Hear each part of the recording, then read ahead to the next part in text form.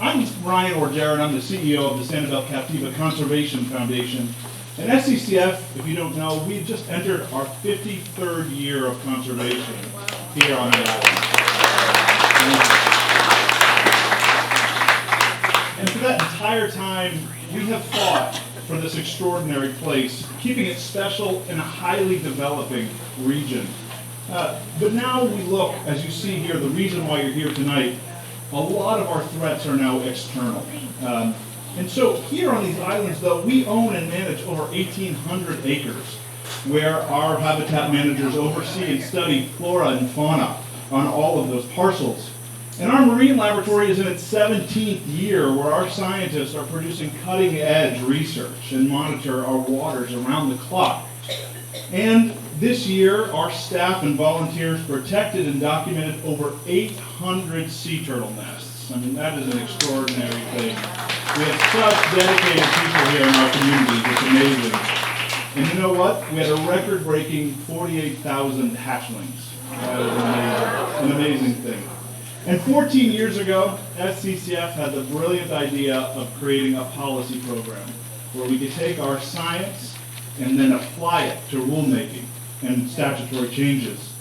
And so we're sitting here now tonight in this gorgeous place on the grounds of our native plant nursery where you can buy hundreds of species of native plants which can actually help make you more water quality helpful in the situation. We have deep roots in conservation. And you know, tonight we're gathered yet again to speak about water. We have an ongoing water crisis. Just because it looks different doesn't mean it's not still happening. In fact, this is the third such event for water quality just today. This is my second here on Sanibel and Captiva. I have never seen a more engaged community as this region around this one galvanizing issue. And it's really a pleasure and an honor to discuss these issues with you. But here tonight, we're gathered too in the spirit of collaboration. Because this problem is bigger than any one organization. And if we don't take arms, and join arms rather, we're not going to move the needle. So tonight, we're here with the Center for Biological Diversity and Calusa Waterkeeper. And SCCF, all three of us have submitted a joint petition to the Florida Department of Environmental Protection through the Environmental Regulation Commission, or the ERC. And we want to enact water quality criteria for cyanotoxins in Florida waters. You'll remember cyanotoxins come from where? Well, blue-green algae. I heard it 35 different people there. Good work. Yes. So Florida's Administrative Procedure Act, it provides an opportunity for persons who are substantially interested in a rule to petition the state to adopt a rule. I think we can agree that we are substantially interested in such a rule. So we've asked the ERC to establish water quality criteria for two types of cyanotoxins, both of which are the most common found here in Florida's waters. So these two types are prevalent, of course, and they also, importantly, have EPA calculated acceptable levels. And you're going to hear more about this from our panelists, but I just want to give you a very brief overview. But we're currently in the public workshop and public comment phase, and based on those public comments, we'll determine if we have further public workshops on this topic. And you're going to get a lot more information about what this is and what we're petitioning from our panelists. But I want to explain to you now just our format, because it's a little different than we've done before. After I sit down, I'm going to introduce someone who will introduce the documentary that we're here to watch, which is about 35, 36 minutes, and it's called Troubled Waters. After that, I'm going to invite our panelists here on the stage to speak, introduce them briefly. They're going to say a few things, and then you're going to have the opportunity to ask questions. But based on feedback from past events, we found that people will prefer to write down their questions and then hand them. So that way, if you're timid, please ask. Because I've heard that several times. I wanted to ask, but I didn't want to say it in front of everyone. Well, that's great. You're going to write it down, you're going to pass it, I'm going to curate them, and we are going to, that's not how I should have said it, I'm going to have them, have them, and then read them aloud, and we'll ask our panelists. So we'll have a chance to ask quite a few questions, and once we're done as well, our panelists certainly will remain for further discussion. Now I would like to introduce Casey Schulberg, who is the Executive Director of the Calusa Waterkeeper and also the Director and Producer of the film we're about to watch. Thanks so much. Well, we're newbies. We've only been around 25 years. We have a great team. John Cassani, our waterkeeper. I think we have a board member here, Howard Simon. Howard, are you here? There's Howard. We have some rangers here. We have some Calusa waterkeeper rangers. Yeah, stand up, please. Stand up, sir. Yeah, stand up, the new rangers. Rangers rock. We have 85 volunteer rangers who help us test the water each week and appear at things like this and show up at town halls, and they sort of serve as our ambassadors and advocates. So we're really thrilled with that program, and we're really indebted to you for your help. So I'm going to take my hat off to our friends at SCCF for this warm welcome. And we really appreciate Ray Ann, Barbara, Jeff, Chris, AJ, the wonderful staff out here. It's just a pleasure working with you guys, so thank you very much. This is a nice place to go to work. And every time I see a beautiful setting like this, I sort of have mixed feelings, because this shows us also what we're at risk of losing, what is imperiled if we don't take some action to start to turn this around. So we need warriors to come to the fore, to get informed. We really appreciate your turning out for this event. It's testament to your interest in this cause and to your interest in educating yourselves, and we are really, really grateful for your presence and indebted to you. Speaking of warriors, we are so honored to be working on 2 petitions with the Center for Biological Diversity, and Jason is here representing CBD.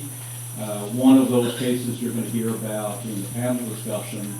So it's really, really an honor to be working with Jason and Jackie Lopez. We're ready to step up anytime you guys need some help. We're there. Thank you. So the movie, why did we make this movie? Well, we made it because we got a grant from the Southwest Florida Community Foundation. But it was basically our interest in public health predated our application for that Southwest Florida Community Foundation grant. We did 2 town halls on public health last August because we're deeply concerned about how harmful algae blooms, whether they be Carina brevis or cyanobacteria, are affecting our public health and the health of our families and our aunts and uncles and our grandmothers and our children. So we did 2 town halls last August, and what we found was a lot of information came online after August that we didn't know at the time. So we felt we needed to address this issue again, particularly the aerosolized transmission of these very dangerous toxins. And so we focused quite a bit in this movie on the aerosolized transmission, and there was an article just the 9th of July, after we had basically put the movie to bed, from the Science Times talking about how aerosolized transmission of the brevetoxins contained in red tide are also aerosolized and also could contribute to a degeneration of our neurological conditions. So these are very, very serious issues. We made the movie really quick. We did it in 5.5 weeks on a skeletal budget.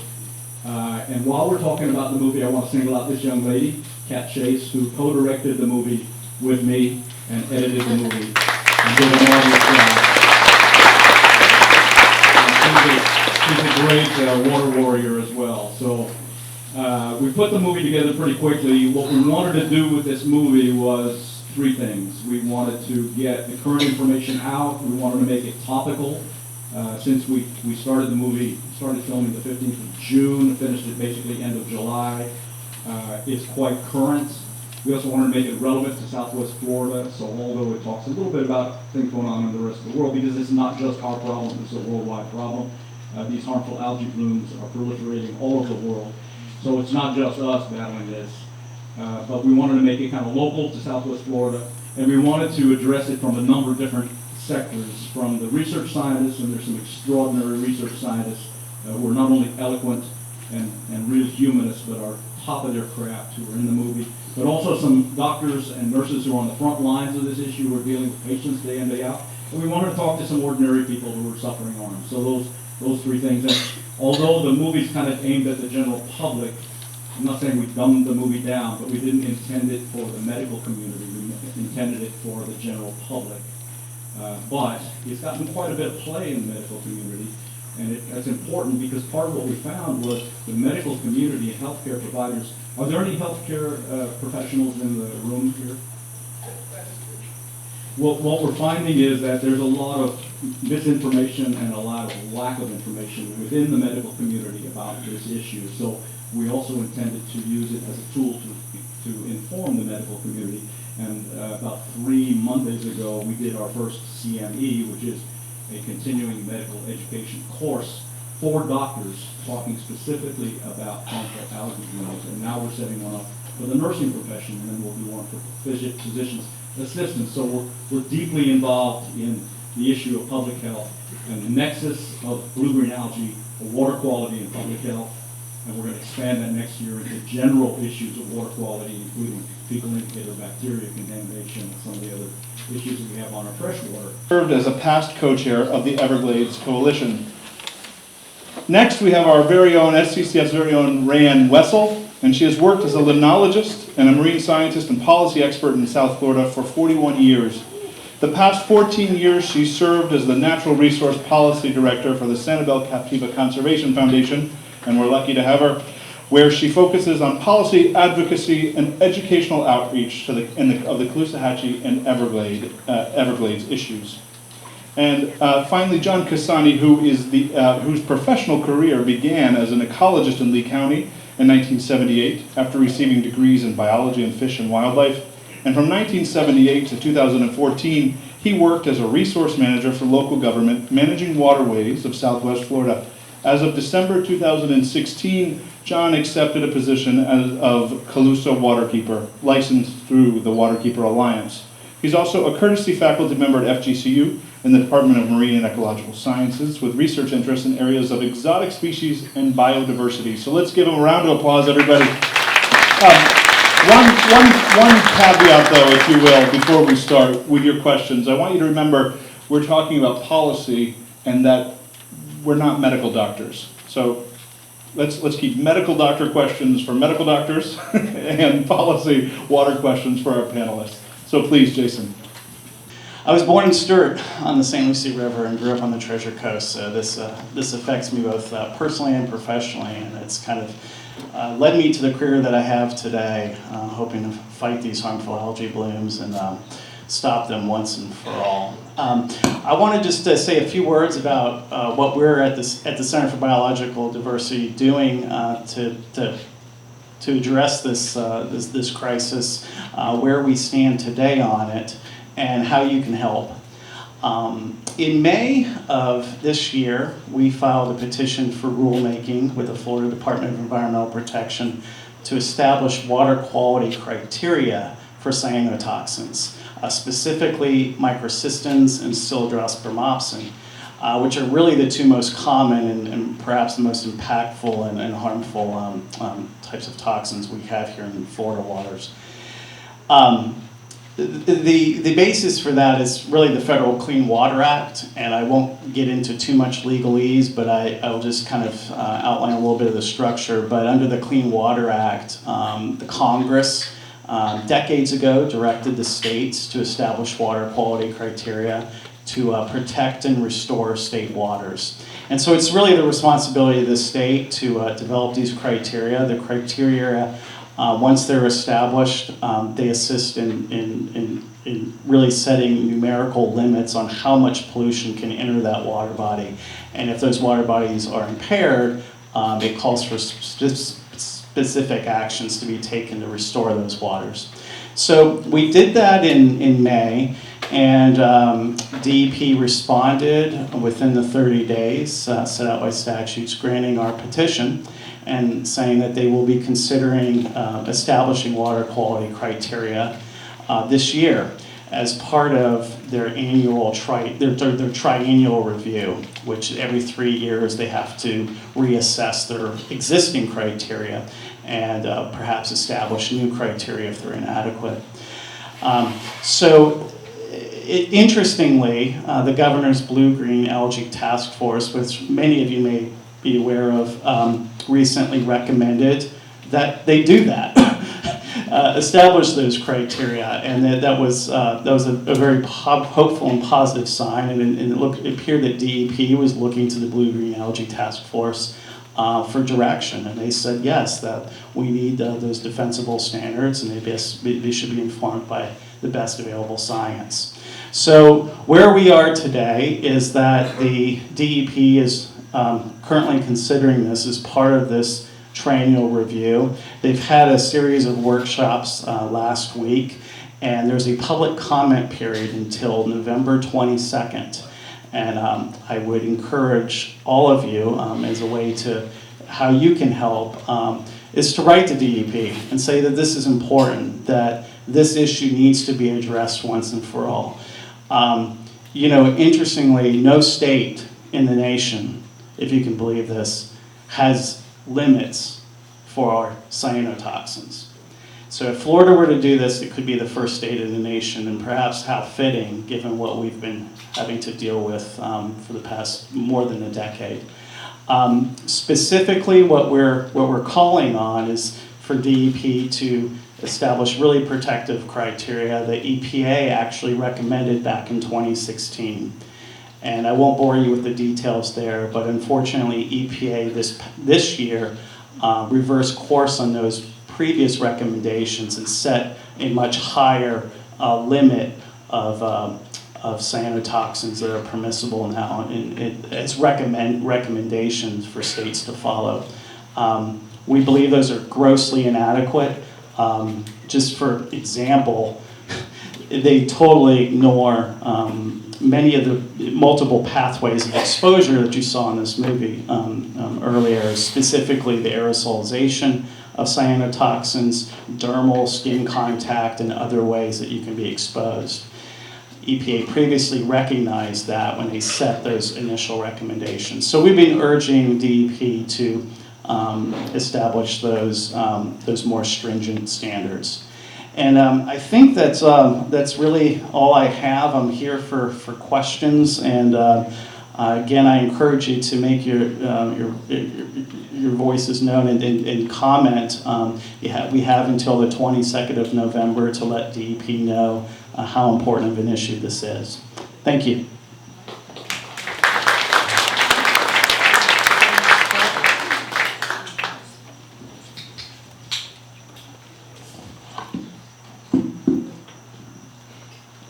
So we all remember, if you were here, the devastating water crisis of 2018 and the impacts that it brought from Lake Okeechobee along the entire 75-mile-long river, Calusa and estuary.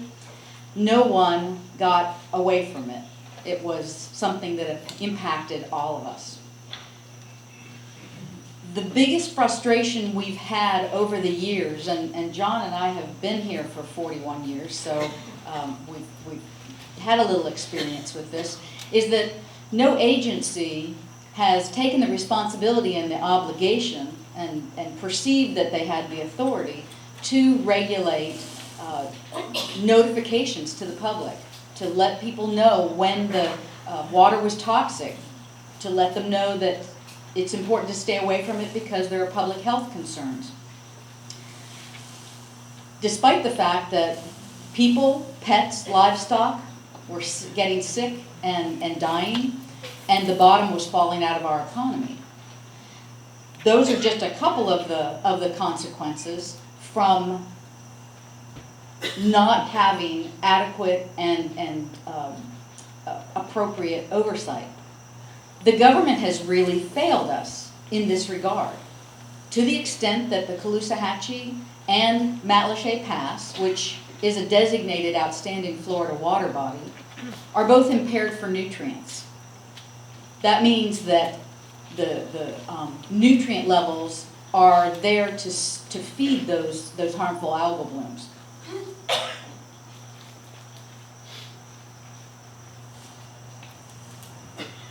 Believe it or not, in the middle of the bloom during Governor Scott's last year, we ended up in the middle of the river in a boat with DEP, as if to make that point that this is not a pleasant experience, but also to explain that we know what needs to be done and we know who needs to do it.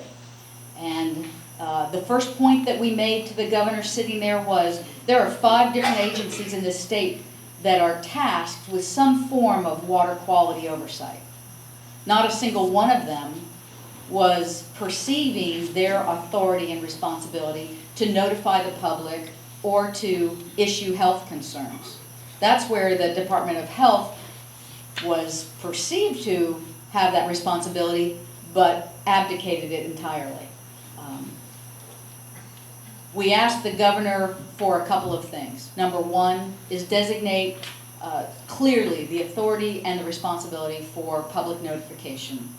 The public doesn't know where to go if you have 5 different agencies and it's all split up between them. The second was to establish cyanotoxin standards. There are 22 states in the nation that have guidelines. We didn't. But as Jason said, there were none that have standards. This is a perfect time to introduce those standards. And expanding and funding monitoring and research, especially with respect to water, air, and sand, since we know that these toxins will reside and be present even after the bloom is gone. So there's been progress. I'm pleased to say that activating our business community, the city, and our membership and the residents at large, we have raised the bar and raised the issue, and today there is progress to report. We have DEP has been charged by the governor to establish, draft a bill this year that will address a number of the sources of pollution that we know contribute to this problem. As Jason said, every 3 years DEP reassesses their water quality standards, and believe it or not, here we are. It's this year. Perfect timing. What we did early this year was sit down with some of the senior staff with DEP and ask them, we sat down with the governor, we said we need these cyano standards. They said, we're not ready. We're not going to do that this year. That was the reason that the petition that the 3 of us signed on to was very timely.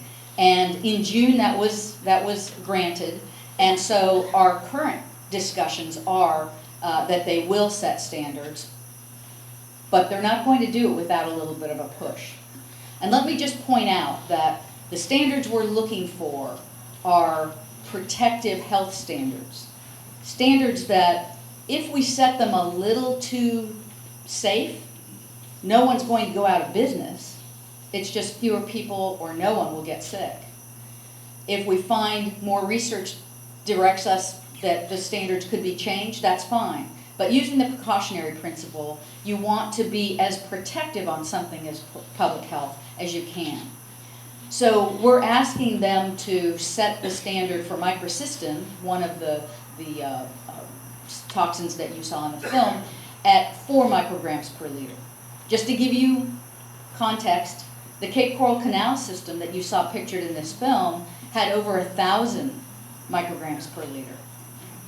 And they're looking at setting it at 8 micrograms per liter. So there's a magnitude of difference here, and we're urging them to take a precautionary approach, a protective approach, because it inures to all of us. We all benefit from cleaner water. We can't gamble with our public health, and we shouldn't be asked to.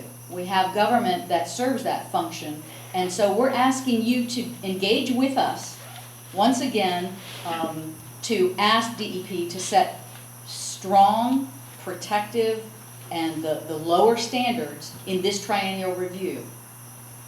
Tomorrow we will be sending out an alert that if you're on our email alert system, you will get this alert. If you're not, there's a flyer in the back that I encourage you to sign up, and it comes right into your inbox, so that you can join us in taking action to pressure DEP to insist that they set these standards strong and protective before the November 22nd deadline. If we continue this process, this pressure, we can see the progress that we've already made, and we can continue it. It's really up to us whether we do that or not. And so I encourage you to join in and engage and become a warrior. Thank you. I think Jason and Rayanne pretty much covered the issue pretty well. I would just say that since I started working on the Caloosahatchee as a resource manager in 1978, never saw anything like what I saw in 2016.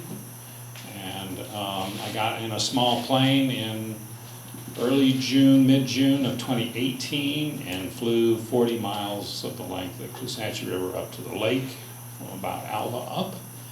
Never seen anything like that before in my entire life. Just couldn't hardly believe it. We got back, landed, and I was just so astounded that I got those images immediately on our website and Facebook and social media, try to share the incredible thing that I was witnessing at that time. The rest of the summer was just history. So one of the problems we're having is this sort of weird nexus between the Department of Environmental Protection and Florida Department of Health. FDEP is saying that they're giving the toxin data to FDOH, but we don't know where it goes from there. And so because there isn't a numeric threshold for these toxins, it kind of looks now like FDOH is kind of dragging their feet a little bit. In Lee County, there's an interesting nexus between FDOH, the Board of County Commissioners. So we're not sure actually how the decision is made to post signage at public access points, and that's pretty frustrating for us right now. FDEP assumes they've covered themselves by providing that information to FDOH, but that's kind of where it ends. And so in 2018, when it got really, really bad, FDOH said, well, we put out an advisory, but we don't put out the signs. It's like, well, why not? So it turned out Lee County had to put the signs out for FDOH. So it was mass chaos in 2018. We have to do much better.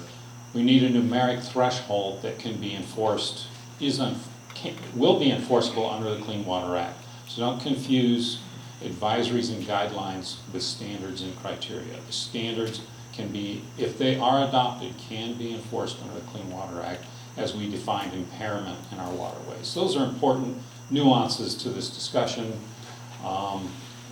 Maybe you'll make a call to Lee County FDOH at some point and say, hey, we'd like to see you cooperate a little bit better with FDEP on this process. So I'll let it go there and get right into the Q&A. I think that's why you're here tonight, so thanks. Well, we'll start with Rayanne and John. What causes an algal bloom? I got that several times. Maybe just a very simple overview of the simple inputs.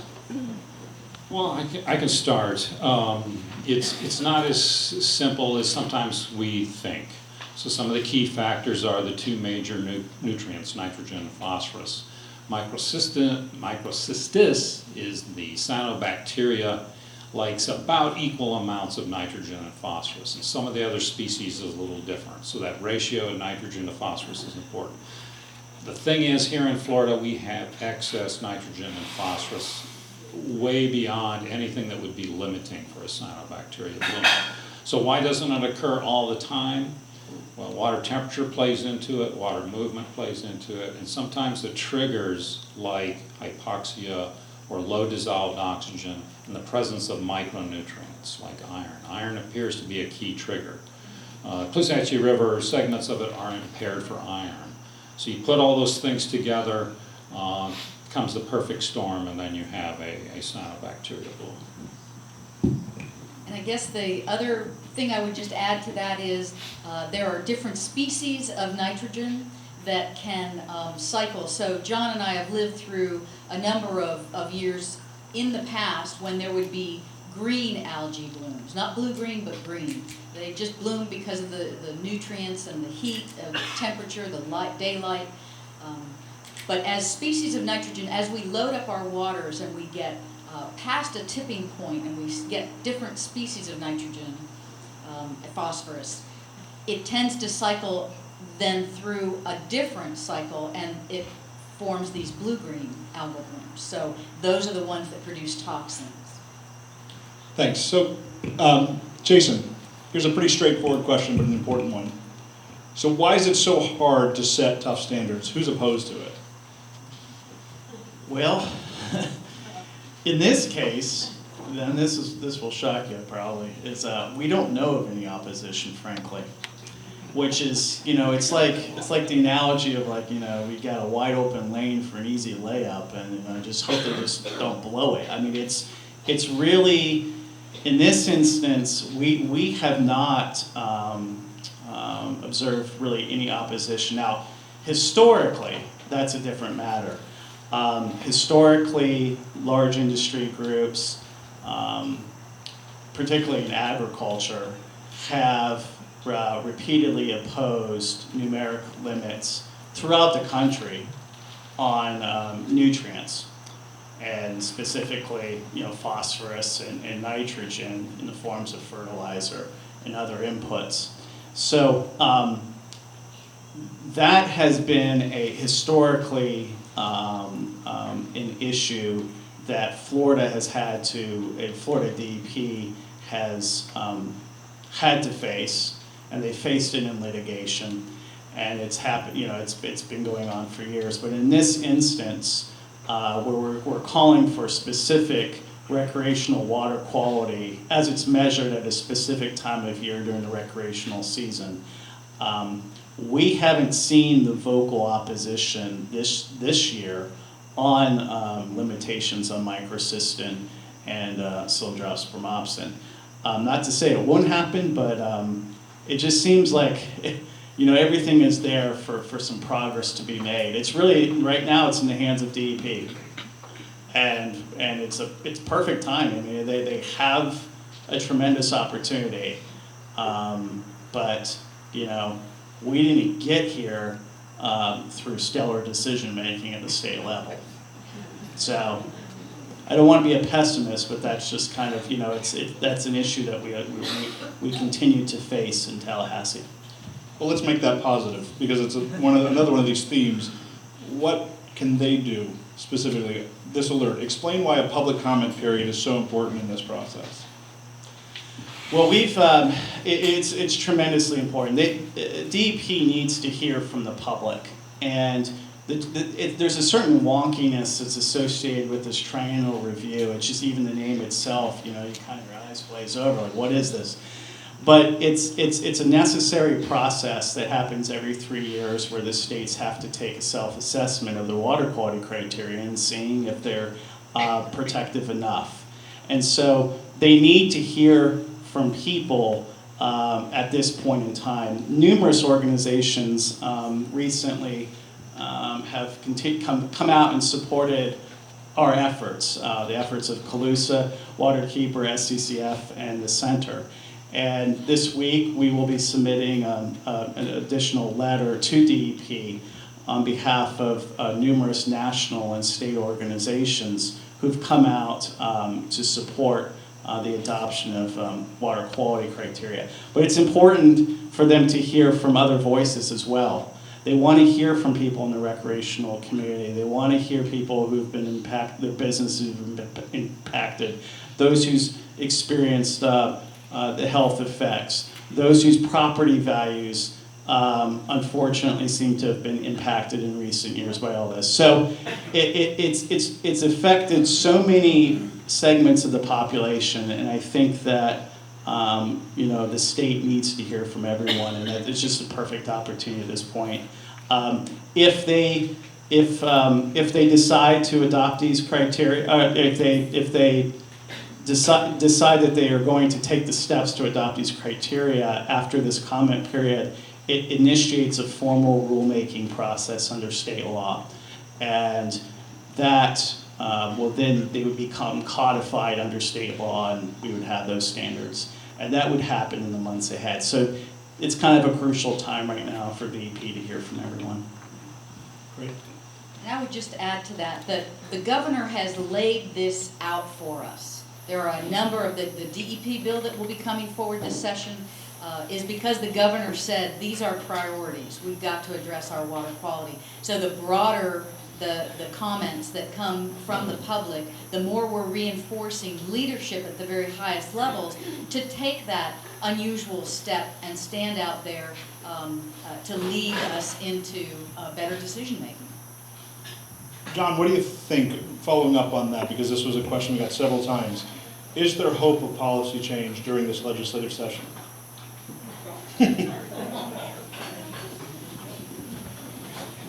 Kind of depends on where you're sitting and what your history and background is, watching this process. They say legislation is kind of like watching sausage being made.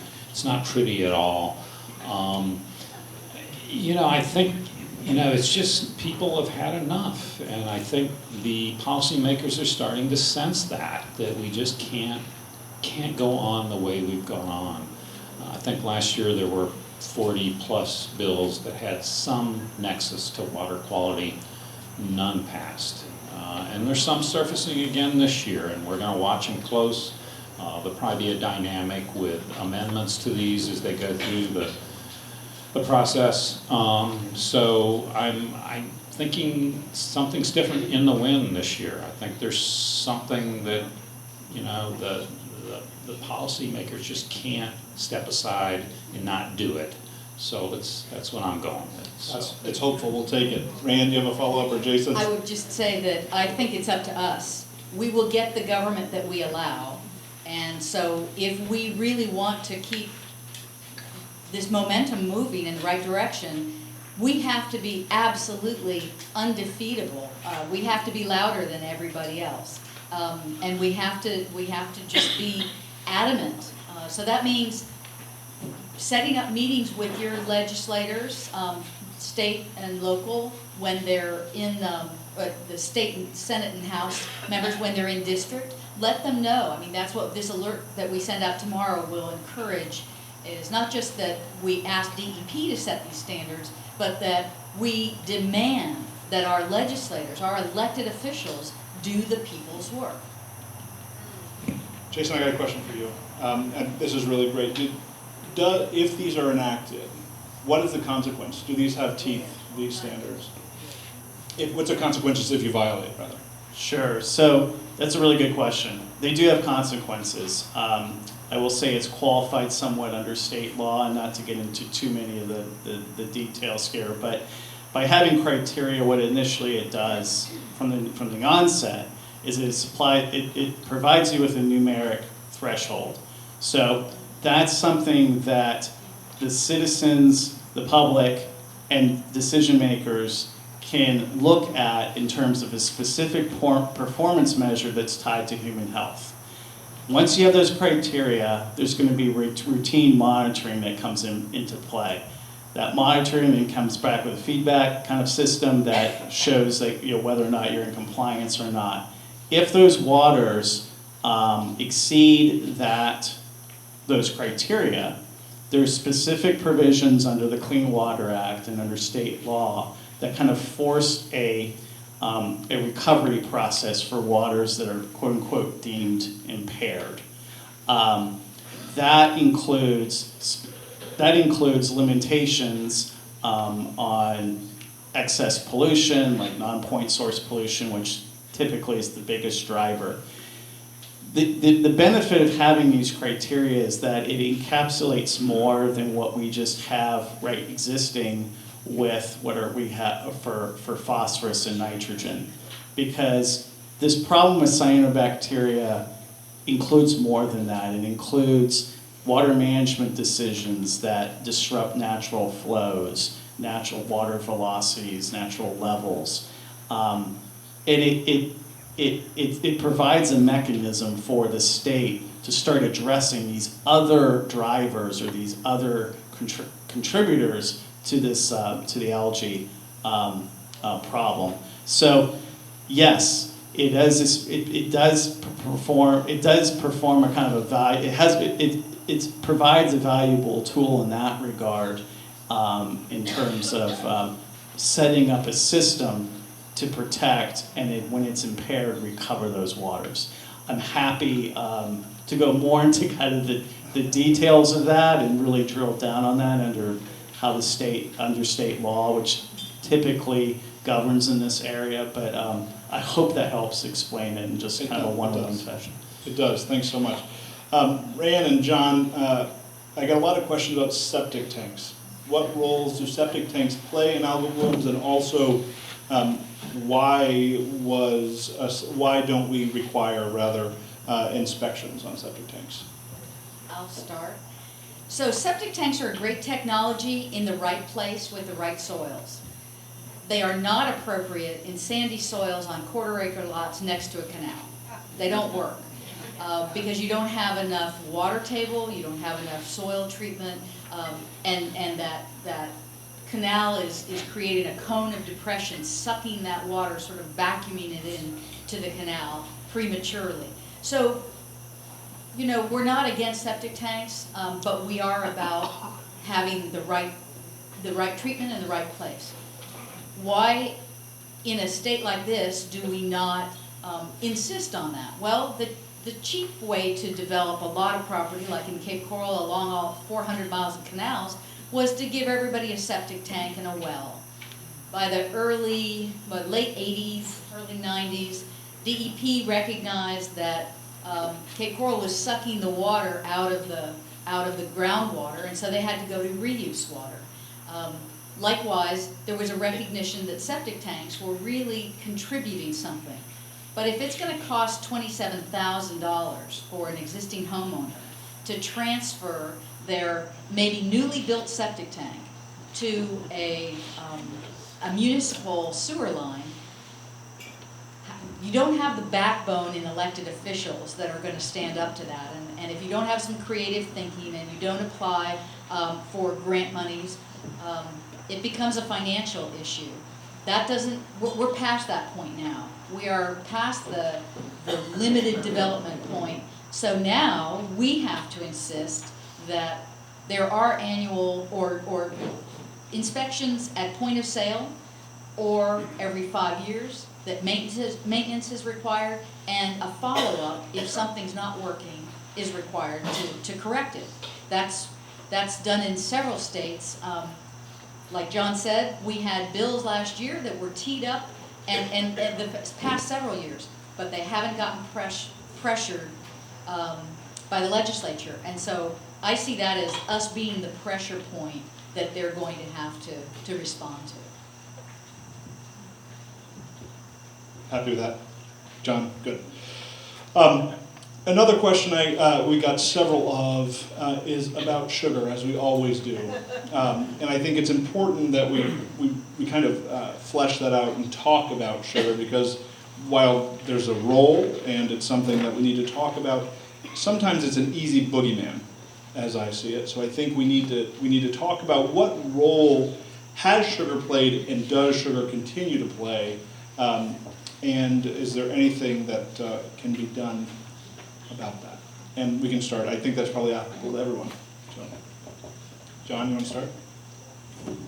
Yeah, I can take a shot, and there's a lot of narrative that points the finger to sugar almost in every situation. I've given probably over 100 presentations since last June or July, and almost every presentation I go to, there's this refrain, it's from sugar, and up until a certain point in time, I think it was 8, 9, 10 years ago, there was a back pumping issue, and the Everglades agricultural industry, multiple sugar companies were back pumping into the lake and actually created quite a legacy of pollutants, nutrient pollution in the sediments from those actions, but that's been largely stopped. Most of the runoff that gets to the lake is from the tributaries in the northern watershed. So there's this general north to south flow. Certainly that industry, and there's lots of science out there that shows this sort of gradient in the sediments and the groundwater as you get further and further south away from the EAA, Everglades Agriculture Area, you see those concentrations go down. So there's certainly had an impact for a period of time, and they still do. And one of the things that bothers me about sugar is that you're looking at almost 700,000 acres of land. Okay, so where does all the rain go from that 700,000 acres of land? It goes into the STAs and the water conservation areas. Lake Okeechobee water can't get there. It can't make its way. There's no room for it in those massive public treatment areas. And not too many people talk about that. So it's that runoff from the Everglades agricultural area that dominates the cleanup elements in this, in the south of the EAA into the Everglades. So to me, that's the current issue that's big on my mind, not so much back pumping anymore. And I'd just add to that when we look at Lake Okeechobee, the water that comes in from the north starts up in Orlando, an elevation change of about 40 feet. So there is a huge draw into Lake Okeechobee. So everything from Orlando through that whole central Kissimmee Valley is being pulled into Lake Okeechobee. And we know that the northeast quadrant, the flows that come in from the northeast quadrant that are historically dairy and contained CAFO operations, concentrated animal feed operations, those are some of the highest pollution levels that come into the lake, even today. So with the back pumping stopped 10 years ago by order of the Water Management District, there still is a huge amount of nutrient that's coming from the north that we really don't have the projects to intercept and clean up. The other thing I'll point to on sugar that John alluded to is the EAA is agriculture of sugarcane, but it's also corn and citrus and row crops, all the vegetables that we eat. Those lands, as they pump the water down to make the land suitable, I mean, it's the Everglades, so they pump the water down to be able to grow the crops. They're oxidizing the soils, which means the soil is being lost. And in some places, between 9 and 25 feet of soil of historic elevations have been lost to oxidation. That means that as it rains, they have to dewater more. And the dewatering and just their runoff is going into the treatment areas that the public paid for to treat Lake Okeechobee water. So what John was talking about, that capacity, 80% of the state-funded water quality treatment and storage in the STAs and the EAA and the water conservation areas is being occupied or taken up by agriculture. So I think it's more appropriate to call it agriculture instead of just sugar. But that's a problem that needs to be addressed, and it means that if you're going to grow something on your land, you take a portion of that land out, clean it, you put it back through the crops. You're not just discharging it and taking up capacity that's needed for rainfall and other things. Also, they're not very friendly about when we need to buy or want to buy land. So I think as we start to develop the EAA reservoir and the STA, we will find that different decisions might be made once we start. Wonderful. Well, it's 8, so I want to stop the formal question now, and folks will stick around for more questions afterwards. A couple more themes here that I'll share with you, and I have to say, honestly, I would bet quite a bit of money that few communities could produce such sophisticated questions as these. So this is just testament to how much you're paying attention and how impressive this really is. So thank you for that. The other themes I'll share is about the Department of Health, and I think that's something that that you've heard from our governor recently, and you can hear about a little more. And climate change came up 6 or 7 times, which of course we know to be will certainly exacerbate the problem as we go forward. So I encourage you all to speak to our panel. I think they deserve a round of applause. Thank you for coming tonight.